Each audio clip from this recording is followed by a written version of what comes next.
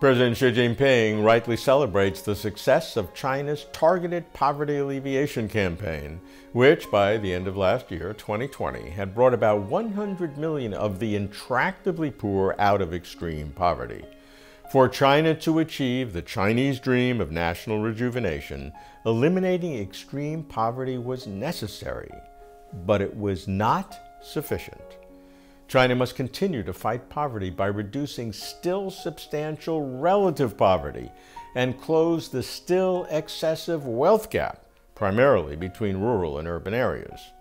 Enhancing rural standards of living exemplifies China's long-range vision to the years 2035 and 2050, when China's goal is to become a fully modernized socialist nation. And President Xi allows no delay in making the historic transition from poverty alleviation to rural vitalization. Without the vitalization of the countryside, there can be no social stability, no common prosperity, no national rejuvenation. But while grand visions are formulated by central leadership, they must be implemented by local grassroots officials, and this is especially true of rural vitalization. Under President Xi, China defined its national goal of becoming a fully modernized socialist nation as being prosperous, strong, democratic, culturally advanced, harmonious, and beautiful.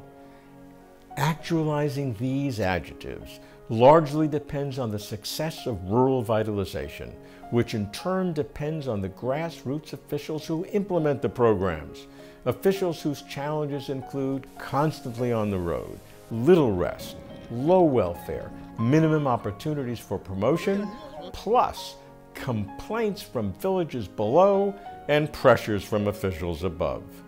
That's why new policies promote the care of grassroots officials, easing their burdens by fighting pointless formalities, reducing the number of meetings, providing incentives for serving the people, including salary guarantees and opportunities for career advancement. It has become a tradition in China that the first document issued by the CPC Central Committee and the State Council each year, dubbed the #1 central document indicating policy priority, concerns the modernization of agriculture and rural areas. In 2021, the #1 central document, with 9 in-depth chapters, calls for organizational vitalization to achieve rural vitalization, thereby ensuring the supply of major agricultural products, stabilizing the sown area of grain, improving the yield per unit area, accelerating scientific and technological projects in agricultural biological breeding, promoting green and healthy aquaculture, and optimizing the trade of agricultural products.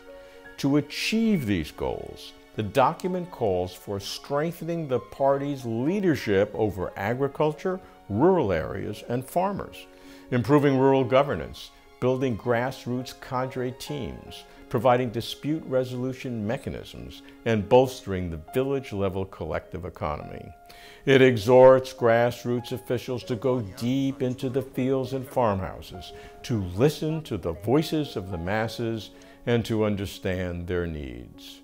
Grassroots problems impeding the building of a prosperous countryside include the quality of rural industries, infrastructure, public services, civilized culture, ecology, and governance.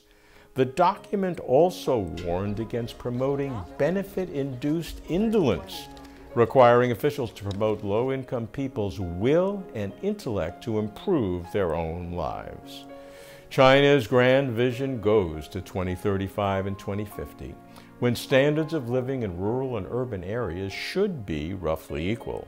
By 2035, achieving basic modernization of agricultural and rural areas, including equal access to basic public services. By 2050, rural areas should have robust agriculture, beautiful landscapes, and prosperous farmers. It's a grand vision, but a tall order. I'm keeping watch. I'm Robert Lawrence Kuhn.